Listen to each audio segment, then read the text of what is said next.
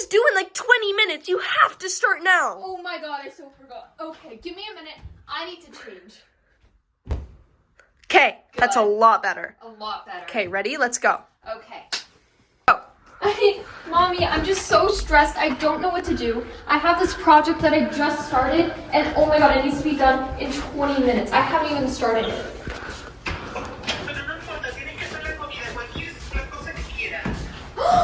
She just gave me the best idea ever. Thank you, Mommy. Bye-bye. Mom and Dad, we need to have a talk. This whole PowerPoint will help you understand. But our ecological footprint, it needs to be improved. So I'll be going over our ecological footprint. What is it? How does it affect us, Earth? And then our family data.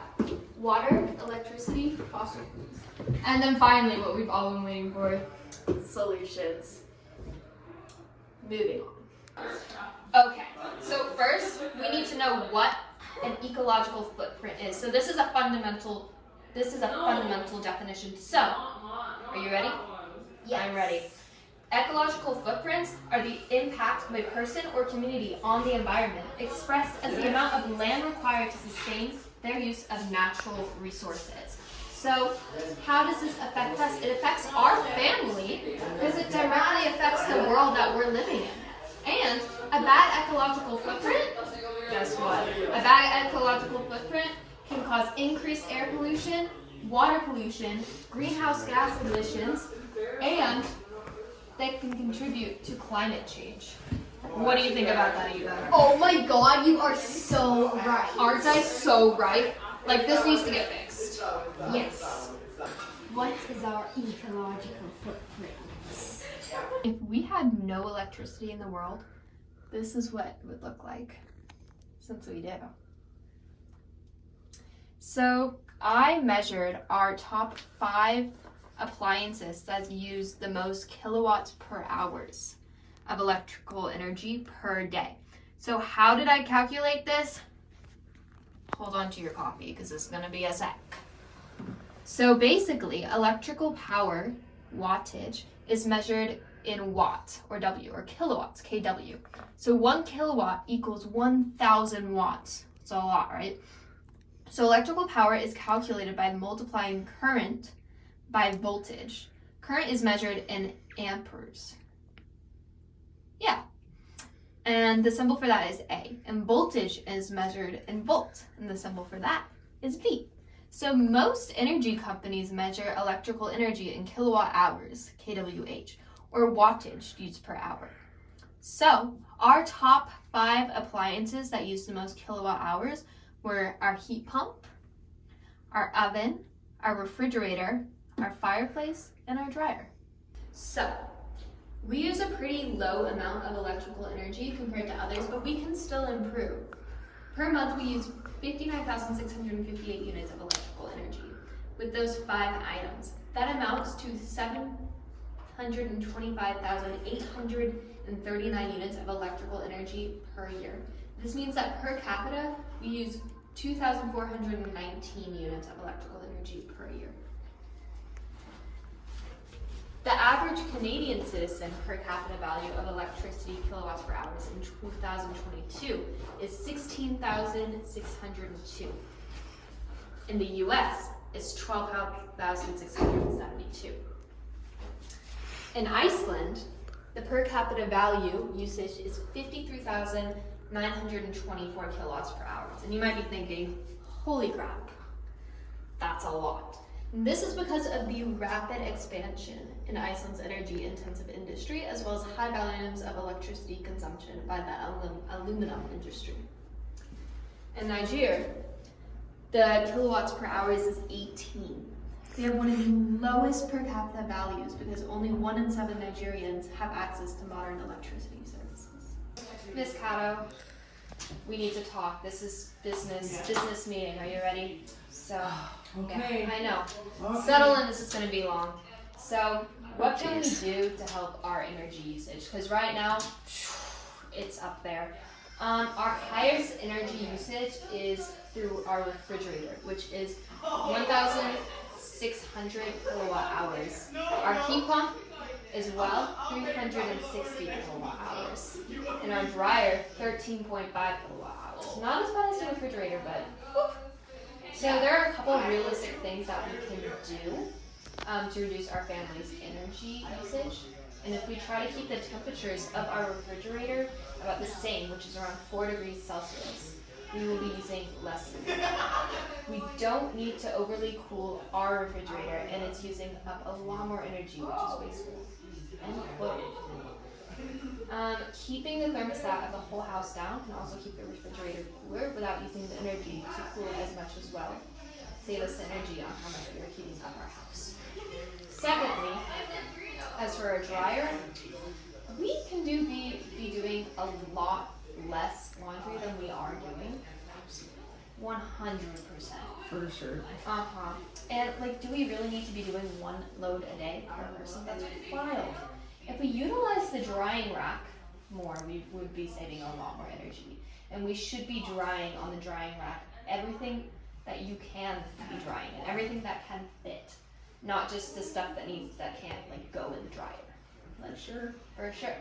And for our heat pump, if we aim to clean the filters more, then we can actually save a lot more energy. Because if the filters are full of dust and stuff, then it's putting it through a lot more energy than it is if it's not. Exactly. There we go. So you get it. And it I also get it. helps keep the refrigerator cool, which is 2-in-1. 2 in 1? 2-in-1. Okay, moving on to water. So how did I calculate this? I figured out the size of a measuring vessel, which all of them was 1 liter, which you provided me. Thank you very much. And in each case, I timed it by the amount of seconds it took to fill up from each faucet. Important. 1 liter divided by minutes it took to fill the liter, it gave me the liters per minute. Knowing how many minutes we use certain appliances per day, let me know the liters used per day. Minutes per day multiplied by liters per minute. Sorry. So our top 3 faucets with the most water usage was 1, our shower. Guys, I'm just getting over a sickness, 2, our kitchen sink. And our shower was 600 liters per day. Our kitchen sink was 50 liters per day. And lastly, our bathrooms, guys. Our bathroom sink with 20 liters per day. And our top 2 water-related appliances, which we do 1 load per day each. Thank the Lord. Was our dishwasher, which uses 9.5 liters per day, and our washing machine, which uses 54.8 liters per day. Sorry, guys. Oh, God. Moving on. Okay, so in the U.S., our family, per day, we use 795 liters of running water and appliance water total. Okay, guys? Per capita, one of us, we use 246 liters per day. And this amounts to 7,397 liters per person per month and 90,002 liters of water per capita per year. The average Canadian citizen uses 329 liters of water per day. Per capita, per year, that's 120,000. So that means that how we compare, we use just under the per capita water usage. In France, they only use an average of 150 liters per capita per day. And in Mexico, they use 240 liters per capita per day. This shows that we're pretty average on our usage of water per capita. However, the World Health Organization encourages the fact that a family only needs 50 liters per capita. This means that we use 4.931 times more water than we really need to be using. Moving on. So, excuse me. What can we do? In the kitchen, it may seem counterintuitive at first. This is a quote. But washing dishes by hand uses much more water than running full loads in the dishwasher. So, this dish soap should come in handy. As well as if we use 1 drinking glass of water per day, evidently, it will help us cut down on water usage because we will be washing less. Mom, this is directed towards you.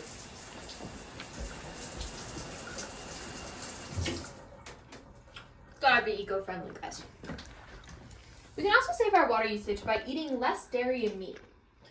Virtual water is water that is in food, and we get a lot of our water from these foods. Foods such as dairy and meat have high contrast of virtual water.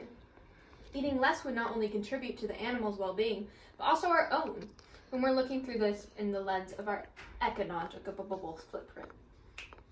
Economical. Another way of using less water is making sure we regularly check for leaks. As seen here,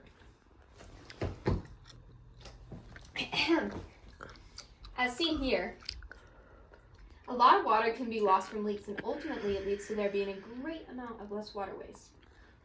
Of course, let's not forget the solution of taking shorter showers, which is more something I can work on, and my roommate.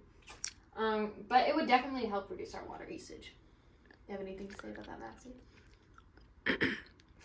No. Moving on to fossil fuels, which is our transportation, okay, honey? Like the car? Vroom, vroom. Gotcha.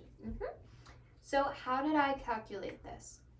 I took data from both of our cars and found out what the odometer read before and after 24 hours. I tracked all of our flights in the past year and boat trips and calculated how much gas we used. Gas? Vroom, vroom, food. Yeah. Looking at the image of our car and the odometer reading after each day is how I measured it. As for the gas, it was more of a challenge. I translated gallons to liters each day and eventually did the same thing with our flights and added them up. However, this is why our data had numbers on our data has numbers on it that are super, super precise. And they are info. Glasses. Markers. Gotcha. Yes. And the numbers on it are super, super precise with many decimals at the end of it because of the translation not being perfect. So, with just our 2 cars, the 2019 Subaru Outback and the 2007 Honda, well, okay, so in the Honda, after 48 hours, we traveled 137 kilometers. Oh my god. I know. And we used 19.6 liters of gas after 48 hours. Okay. In the Subaru, after 40 hours, we traveled 22.53 kilometers. And we used 9.8 liters of gas after 48 hours. Jeez. And you know what this accumulates to? This accumulates to 5,365.5 liters of gas per year. And this is just cars. This means that per capita, one of us uses 1,788.5 liters of gas per year. Now, on to other modes of transportation. Our total distance traveled by planes just this year was 66,531 kilometers, accumulating to 798,378 liters of gas used in just 1 year in flying, plus boating. So, with flying, boating, and driving, our family used 10,333.768 liters of gas just this year. Compared to the others in the US, we use far more gas. However, this can be directly related to the fact that I'm in boarding school and need to travel to and from school a lot. The fact that our family lives in Houston, Texas is a big contributor as well. We're good at the fact that Mom rides the bus to work, which is why the Subaru's gas mileage is so low. Because America is much less commuter friendly than other countries such as Europe, it is understandable why we use so much gas getting to and from work and the grocery store each day. Right? Right. So, what can we do? Like, really? It's important to note that it's difficult for us to change our fossil fuel ecological footprint by a lot. In places like France, it's easy to take public transportation. But the fact that my mom works 14 miles away, which is 22.5 kilometers, is difficult to cut that down. While she works from home a lot, that contributes to the trade-off of having higher electricity ecological footprint or a higher fossil fuel footprint. Which is worse? It's more crucial to reduce our fossil fuel emissions than emissions from electricity. About 45% of this is from coal, about 35% of oil, and 25% from gas. Therefore, we should... Girl, I'm burning a sweat! Therefore, we should focus on working more from home since it's already something that both my mom and dad do a lot already. And we would save a lot of our gas usage. However, when we do drive, studies show that obeying the speed limit and doing gradual braking as well as trying to drive more on the freeway and less stop-and-go traffic can improve gas usage immensely. When we can, taking a boat uses far less gas and expels less carbon emissions than flying does. So, taking the Clipper to school would be a lot more environmentally friendly than flying. Anyways. Mom and Dad and Miss Payne, it's essential to note that 4 of my slides got deleted and that I can't redo them. So I'm going to be doing this off of my brain. Which is The big one. The big one. So as for social, economic, and environmental lenses, so for environmental lenses with all those issues, it's important to know that America is huge and it takes a long time to fly from one end of America to another end of America. So it is a lot harder to reduce our fossil fuel footprint.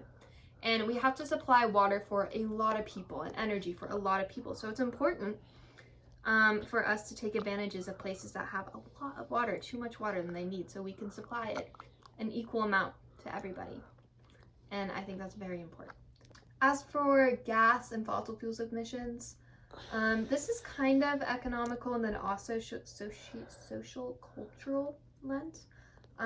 Because of the war with Russia and Ukraine, which is where we got a lot of our gas imports from, our gas prices have been skyrocketing in America, and I'm sure other places as well that get their gases from there as well.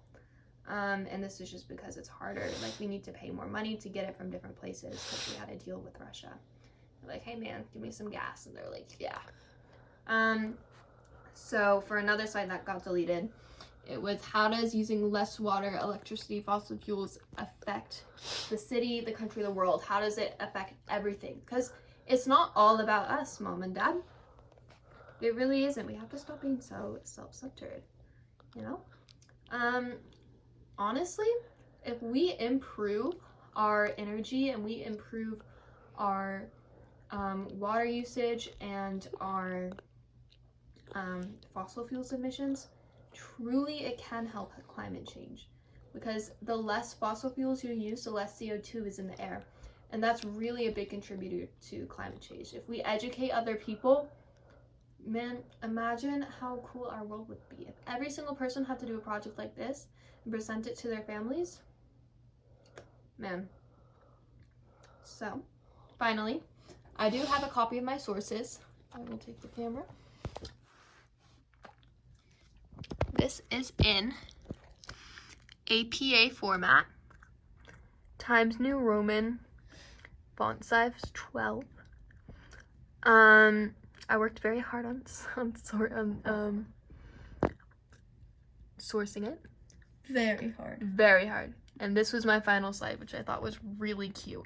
I don't know how good of an angle this is, but Ms. Payne, I will submit a copy of the PowerPoint of the slides that didn't get deleted.